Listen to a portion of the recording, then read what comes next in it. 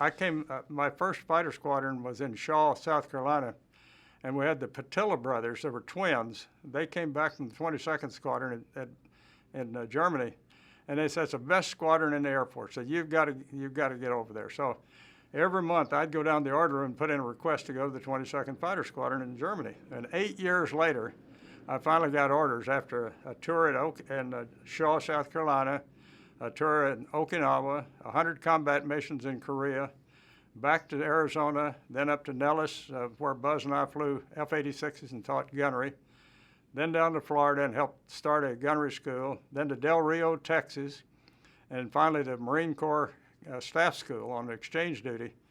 And I finished there, and the colonel that was handling all the assignments, there were 3 of us Air Force officers going to the Marine Corps school, went up to the Pentagon. He said, son, where do you, or I guess I was a major then, where do you want to go? And I said, 22nd Fighter Squadron. So he pulled out my file, and it was about that big a stack of requests. So he said, okay, you got it. And he said, what else? And I said, well, I want to go to Nellis and check out in the F-100, be combat ready when I get there. So that's how I finally got there after 8 years. So as Zeke mentioned, you got to be persistent if you want to achieve some of your goals. Well, you have to do your job and know what you're doing. And most of the time you were part of a group. So you are assigned certain things and you work with the group. And there were most of the pilots were very motivated. They wanted to fly since they were kids. And like I told you, I was just going there, it was another job. So I just did what I was supposed to do. I started getting little bubble gun cards, and they'd have pictures of Russian airplanes, American airplanes, and I memorized everything about those aircraft, how fast they would go, the ordnance that they would have and all that. And I knew that if I was around 11, 12 years old, I knew if I was in a plane, I could end the war. I said, man, because I could be a great fighter pilot. Well, I was raised on a farm, and being an old farm kid, you're not too smart about the ways of the world. And I was chopping cotton and picking cotton, and I hated every minute of it. And one old airplane came over one day doing acrobatics, and my brother and I were just like twins. He's 18 months younger. I turned to him and I said, that's what I'm going to do. I'm going to be a pilot. I'm going to get out of this cotton patch.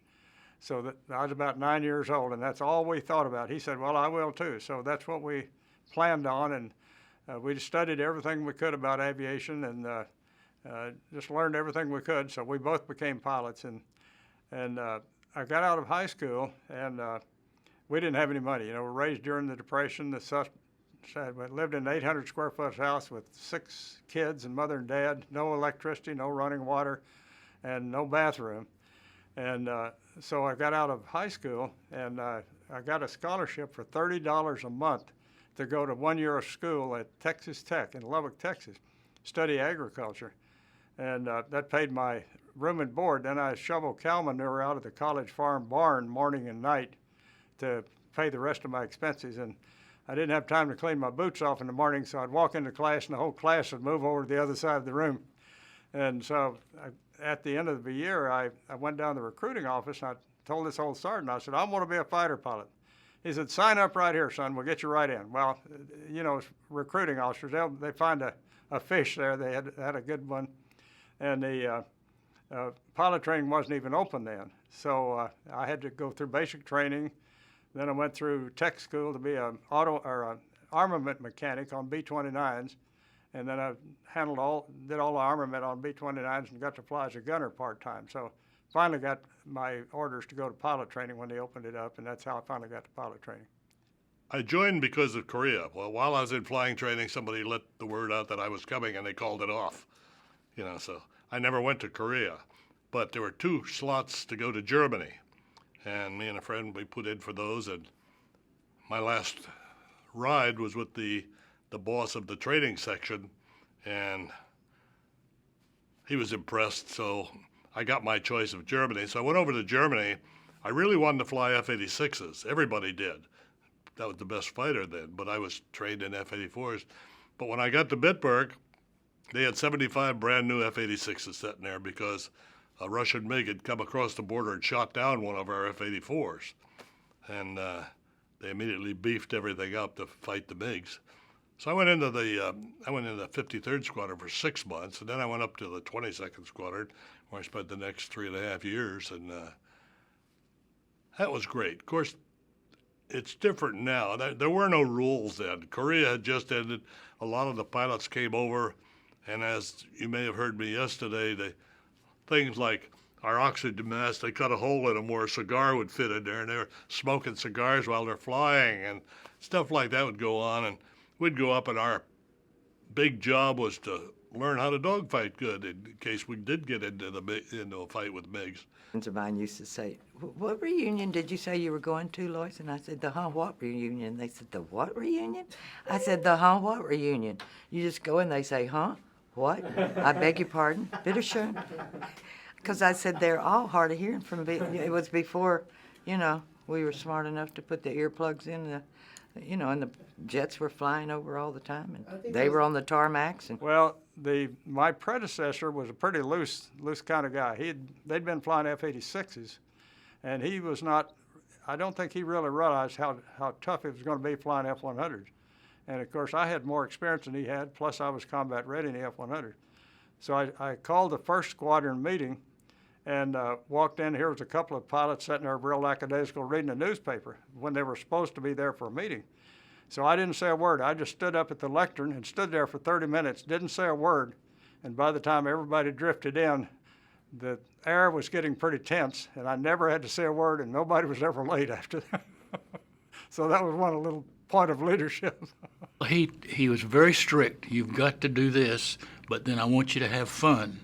Fun, fun, fun. We always had fun, not only at night when we were in the officers' club, but even during the day when we were in our flight suits and get ready to fly. We're having fun, telling stories, doing things like that. He was a wonderful leader, and everybody respected him for that. What made the 22nd special was the guys, obviously, the attitudes more than anything else. The guys, how they thought about life on a daily basis. It was, let's say, balls to the wall. Well, we were really the kamikaze fighter pilots. People don't realize that, but all the bomber pilots got credit during the Cold War. But we had all of us fighter pilots set on nuclear alert, and we had a ability to load a nuclear weapon on our fighter. We had missions into Eastern Europe and Russia, and we had just enough fuel to get in and deliver a nuclear weapon, and we're out of fuel. You weren't coming home. So we were really kamikaze pilots, but nobody ever knows that. And I tell that now when I give talks.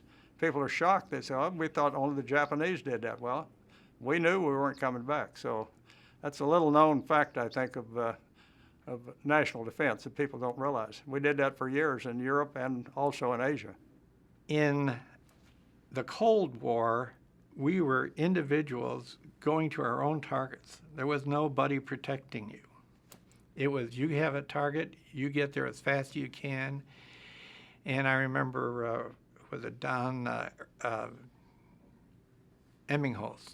Well, he said, "What if I get to my target and it's already got a big hole in there?" And he said, "Just make a bigger hole." So, but that's how it was. But I had an accident. It was my fault. I'll make this as brief as I can. The wing commander was a guy by the name of Colonel Thomas B. Whitehouse. And after I had the accident, I went in. My flight commander told me, "The wing commander wants to see you." And I'm saying, "Okay." So I go in and reported to him. To make a long story short, and this guy, I'll paint a picture for you briefly.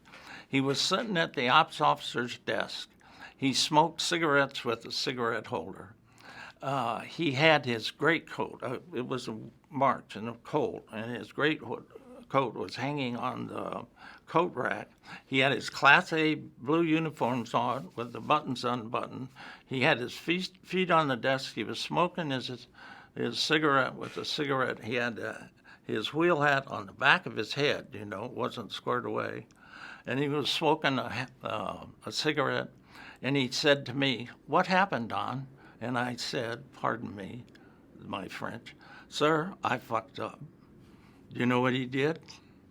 He quit smoking, took the cigarette out, put it in the ashtray, took his cigarette holder, put it in his breast pocket, buttoned up his blouse, put his feet on the floor, put on his greatcoat, squared away his hat, walked toward me, put his arm around me, and said, "Forget about it, Don."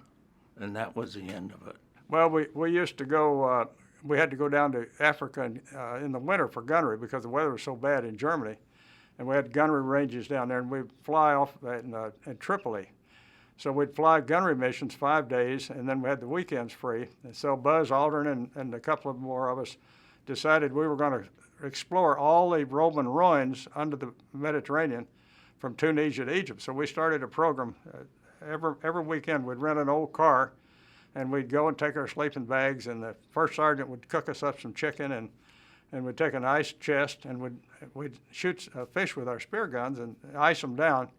And then we'd go back into Tripoli on Sunday afternoon and take the fish. We all belonged to the Underwater Explorers Club. And so he'd fix up a great big dinner, and everybody would put on their tutu blazers and their red ties and sit out on the Mediterranean and drink beer and have this fresh fish. And all those kind of things built spirit with the organization. We had parties all the time. We were always planning parties. It was when the guys, we would plan farewell parties for somebody rotating back to the States. We would plan parties when the guys came back from Tripoli because the weather in Bitburg in the winter, they went to Tripoli, North Africa for gunnery. And so while they were gone, we would plan parties. And this all, I think, contributed for us not really having time to worry about them. A natural thing to worry about them, but it was just the way of life. That's just the way it was. But we were just all so close, just so very close. We just had fun. We just thought it was a great idea at the time. Didn't everybody do that? Yeah, we knew that the Russians were going to launch a satellite, and we lined out on the beach one night, and Buzz was over here next to me, and I saw Sputnik go over, and I turned to Buzz and I said, someday we're going to put guys out in space. I said, you ought to be one of them. I said, you're a West Point graduate, you're a great pilot, you're a real smart guy, and he didn't say anything, but he was my next door neighbor at Bitburg, so we ended up talking about it. And then we had Ed White, who was burned up in that fire, had been one of our pilots there. So a combination, I think, of what I said and the fact that Ed had gotten in the program right ahead helped him decide. And so he wanted to go back to MIT and get his degree in astronautics. So we all wrote him a really strong letter. Norm wrote him a good letter, and so did I and a bunch of other people, and got him back, got his PhD in astronautics, and then, of course, went on to be number 2 guy on the moon. So I felt pretty good when landed on the moon. I felt like we'd had a little bit of influence there. Well, I joined the 22nd Squadron in 1956, and I was, I guess I was maybe a second lieutenant because I just hadn't been out of flying school very long. And I just checked out in the F-86 and the F-100. And when I got to Bitburg, my first real fighter squadron, and my assistant flight commander was a guy you've all heard of. His name was Ed White, and he, of course, died in the Apollo fire. He was on his way to the moon. He was supposed to be the first crew to go to the moon, and it's so sad that we lost him. But of course, it helped the space program probably because it made them, I think the engineers think twice about what they were doing. And one of the things they did was they improved the spaceship that the future astronauts took. In fact, Buzz Aldrin, who landed on the moon, was the first with Neil Armstrong to land on the moon. He was in our squadron as well, and he was Sea Flight Commander. I don't remember ever flying with him except at a place called Cazaux, France, which is down near Bordeaux. And we had a gunnery camp down there. And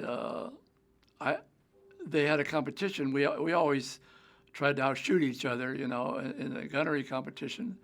And I personally thought I outshot Buzz Aldrin, but I didn't, according to the people, because I was a new guy and nobody ever heard of me.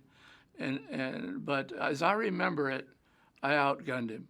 I had some close calls in air, you know, somebody up there likes me because I think I had things happen to me in airplanes that were just, had I done a little bit, had I tugged on the control stick one time more than that, the whole slab would have gone bang like that, and I'd been in the dirt in no time at all. Life was very uncertain when you think about us. We were kamikaze pilots. We knew if we launched with the F-100 with an atomic bomb strapped on the wing, and we go over to East Germany and Poland and Russia, we weren't coming back. There was nowhere you're going to get back. There would be all the radiation, all that. Even if you got partly back, we didn't have enough fuel to make it all the way back. Was our runway even going to be there? See, it was. I hope it doesn't happen, but if it happens, I'm willing to go. The one where I dead stick the airplane at Bitburg, it all happened in less than probably a minute and a half. So much is going through your mind that you know, what do you think about? The first thing I thought about when the engine quit, I thought there was, well, first thing that happens, it gets real quiet because you can hear the, you know, the cockpits. We didn't have good helmets, and it was all, and it got real quiet. Then I thought, you know, there's something wrong with my arm, because that was the first time it happened to me. And then I realized, hey, it quit. And then it was just survival. And I tell you, you know, the big guy up there is taking care of me. Not once, twice, three times, a lot of times. No, I never had a close call. It was nice. I was lucky. I had learned to do the difficult things, and so never had a problem flying at all. Flying has been my life, and it's been very good to me. They had a competition Air Force wide, and I think we had, I don't know, 40 or 50 squadrons all over the world, and we had a lot more fighter squadrons than we do now. So they had a contest and had all the criteria, the missions you flew, the hours you flew, all your gunnery scores, your bombing scores, your personnel things, the re-enlistment rates, all kinds of criteria. And every squadron in the Air Force was rated against that criteria, and they picked the one squadron as the best squadron in the entire Air Force, and we were picked as the #1 squadron. So we had a big blowout, and we got trophies, and I used to have a big trophy out of that. And so it really just built up the squadron even more, because we knew we were the #1 in the whole Air Force. I'd known this friend of mine, that's still a friend of mine, that I grew up with on Crystal Lake, Wisconsin, and we were buddies from 1943 until this day. I still talk to him. We sailed, it's a long story, we sailed. First, there were 3 of us on the boat, the Stout, that was 17 feet on the water line, 27 feet from bow to stern, and 33 feet including the bowsprit and the boomkin. 3 of us sailed from Gibraltar to Las Palmas in the Canary Islands. The other guy wouldn't help on the boat, and you couldn't hide from anybody, you know. It was just. Now you're 17 feet on the water line. No. I mean, it's just. So anyway, he didn't help, you know, and we were kind of always edgy and stuff like that. So we kicked him out, and he flew NOC USA and TWA, and Ed Carco and I sailed the rest of the 30 days and 30 nights all the way to Antigua in the British West Indies, and it was probably next to the Paris Air Show where we had You know, that was, I don't know what I told her, we had the ambassador's chauffeur. We were feted by North American Aviation, where they took us to a restaurant where, the waiters were all in tuxedos, and he'd take a ship of champagne, and they'd fill it. That was something else. But anyway, the next 30 days and 30 nights on that boat were just like heaven. And we still talk about it, and I've got pictures of it. And I tell you, when I requested, when Ed asked me about going on the sailboat trip, Ed Carco, I said, well, I asked him, how long is it going to take? The title of my lecture on this is 40 Days and 40 Nights. But he said, you better put it in for 60 days leave because, we've got to stop and scrape the barnacles off in Las Palmas, blah, blah, blah, blah, blah, and wind, weather, and all that kind of stuff. And I came to Bitburg. Norm was walking down the hall, the operations. I remember like it was yesterday. And he had the first shirt behind him. And I said, sir, could I ask you a question? And he stopped me. He said, what is it, Don? I said, sir, I'm going to want to sail back to the United States in a sailboat at no expense of the government. I need 60 days of leave. He did not bat an eye. He said, go for it, And that's the kind of guy he is. He climbed mountains. You should talk to him. He's got stories to tell that'll water your eyes. The 22nd, when I got there, it wasn't Norm as the boss, but he came in a little while later, and we had one good time. It was a raucous bunch of pilots, more so than most other squadrons. Maybe the Canadians. We had a Canadian group at Bad Solingen that was the 422nd Squadron, and they'd come to our parties, we'd go to their parties. And we had a party one night that our base was closed because of weather, and we had invited them up, and we said, well, start the party. They're not going to come, and the base is closed. And we were in their officers' club partying away, and you hear this, one at a time. It was the Canadians coming in. They were coming in and landing anyhow, even though the base was closed because of weather. And then they came up to the club. They were all wearing civilian clothes, flying in civilian clothes. Came up to the officers' club, fired off some tear gas. And everybody cleared out of the club. We opened the windows. They said, now let's start this bloody party over. And we did. We partied all night. And they invited us down to their squadron party. We went down there, and our base would not let us fly our airplanes down there because we were going to get pretty well drunk. So we went down in a DC-3, a Goody Bird, we call it. We're in the back of this Goody Bird. They got some colonel to fly it down, or lieutenant colonel. And he flew it down to Bad Solingen, and we partied all night. I woke up under the ping pong table with several other pilots in a pile.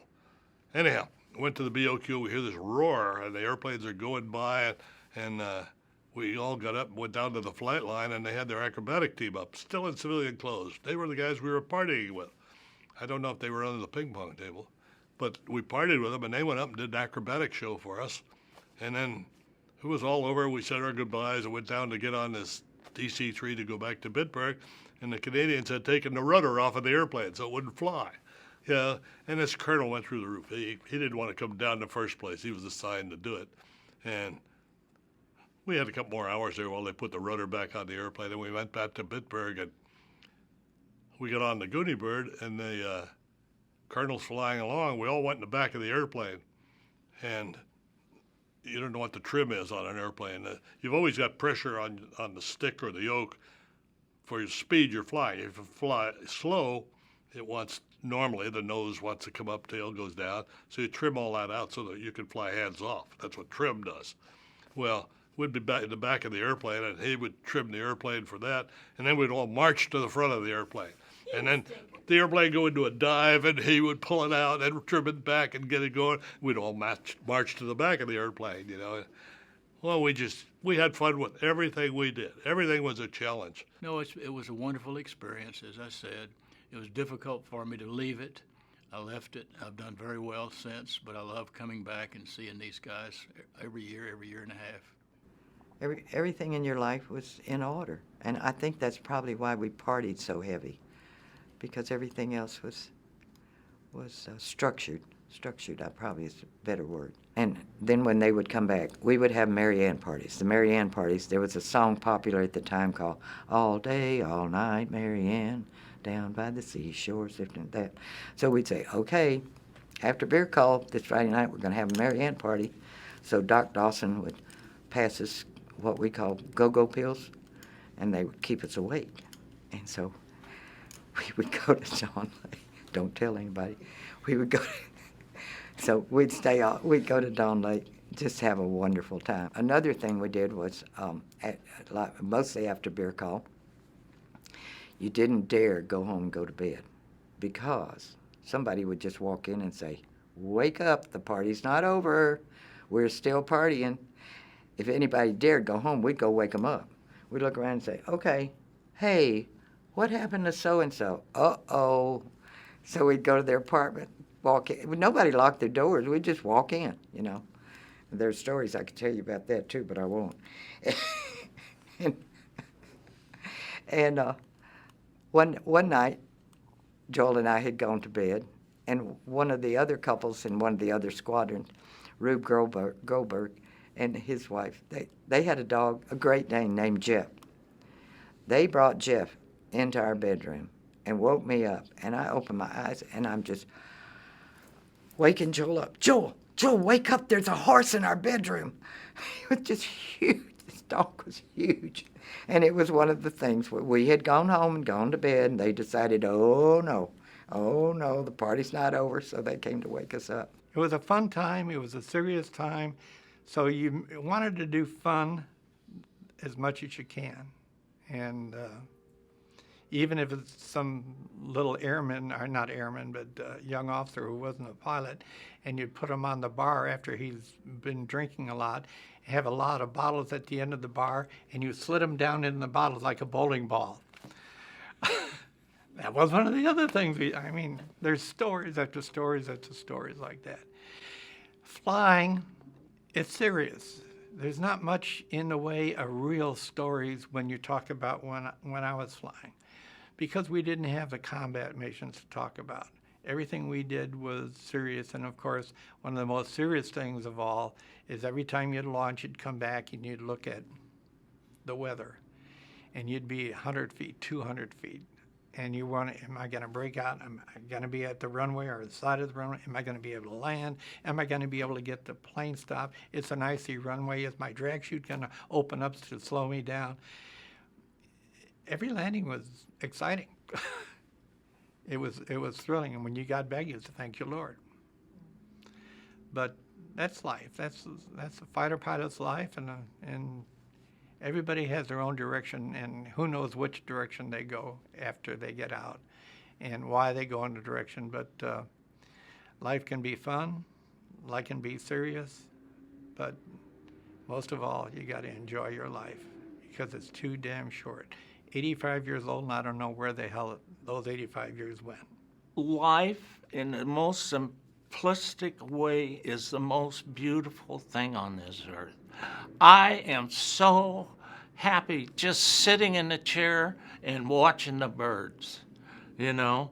Or I'll give you an example. There were kids walking down the street in Sheboygan Falls on a lanyard with a school teacher in front and a school teacher, and there were like 6, 7, 8 of these little kids like this high. And they all but one of them had their hand through a loop and it just enthralled me so much. I stopped the car, got out, and the one little kid that wouldn't put his arm was obstinate. But just little stuff like that, you can't believe it. I appreciate, life itself. It's just, I'm having the time of my life, and I'm 88 years old. Norm Phillips, he's 97. This guy, he's a walking miracle, and he was an inspiration for me. I think it's just honor. You have a commitment.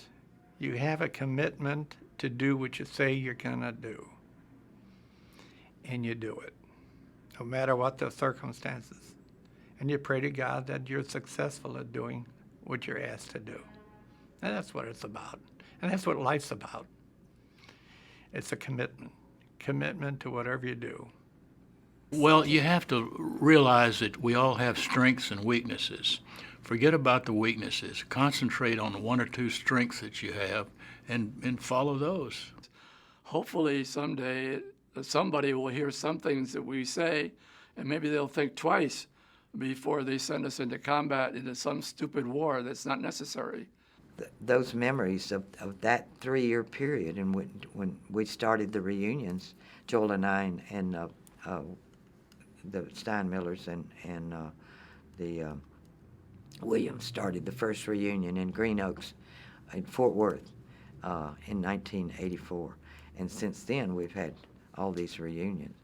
And so the sharing of the stories, and now the children are coming to the reunions, and the stories are shared, and that will go down forever as a legacy for that. There was so many important people that came out of that squad. I mean, 2 astronauts, generals, authors, college presidents, just top architects, well-noted, everything. They're just a fabulous, fabulous group of guys, and all built with the right stuff. Being a citizen of the United States of America is the most precious thing in the entire world. You do not have a right to anything in this country. What you have is a privilege, and don't you ever forget that. You work your ass off, you work hard, you don't, skate, you're a law-abiding citizen, and, that's the way to live a life. Hike, bike, sail, ski, ride motorcycles, go fast, do whatever you want to do. But it's not a right. Nobody has a right to live in the United States. It's a privilege. Well, I don't have a mantra in that respect as far as putting it in words, but I live hard, I fly hard, I do what I want to do, and the hell with the rest of the world. And when from this world my life is over, and should I pass, may they bury me upside down so the world can kiss my ass.